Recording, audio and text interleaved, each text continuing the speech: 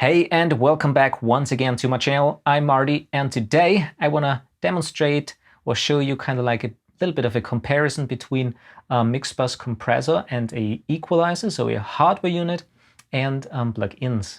So lately I was playing around with the Logic plugins with kind of like the new vintage EQ that Logic has actually built in. So it's a stock plugin that comes with Logic now, and it's the Tube EQ, which is a Pultec style EQ, and the SSL compressor. So those two things I mainly use on the mix bus, but I also have kind of like the hardware version of that, and this is the Tegeler Audiomanufaktur Crme, which I have here on my desk in the rack, and it has a Pultec style EQ, just two bands, and a SSL style compressor.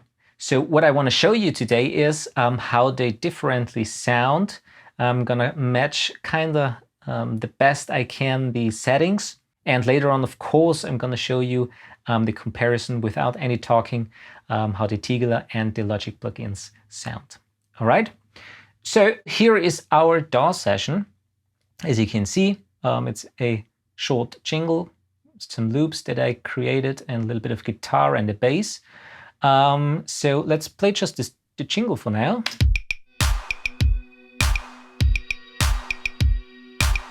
A little bit of like that I created with the guitar.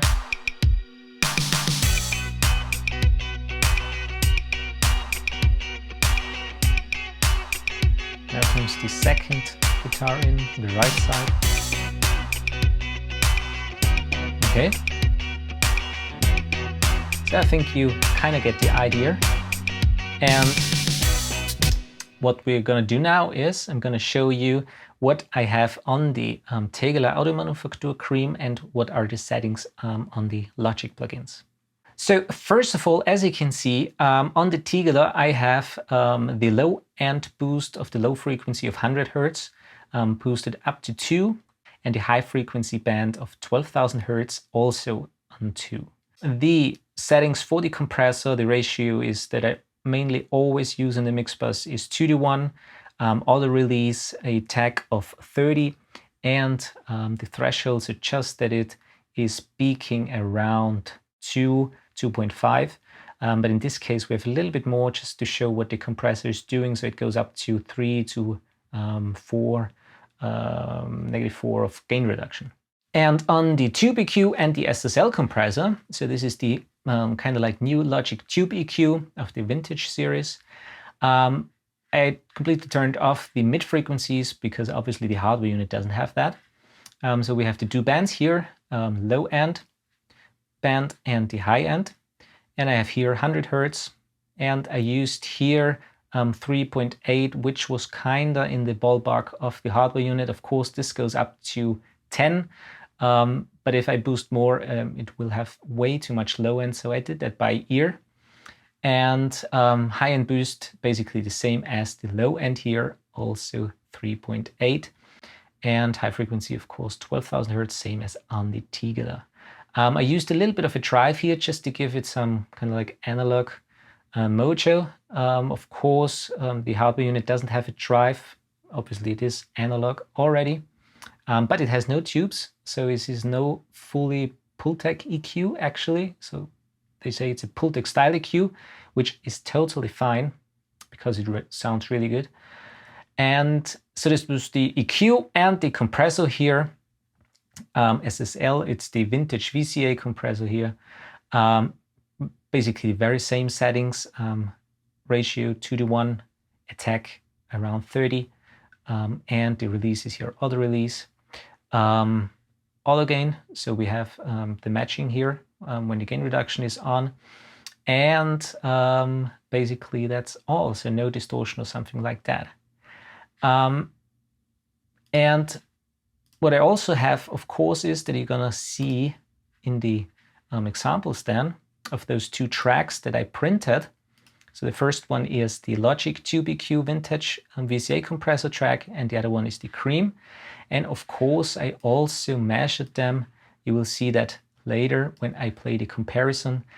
We have the very, very same loudness level, which is really important to have a good comparison between those two. So we are around -21 on both tracks, so the Logic and the Tegeler track.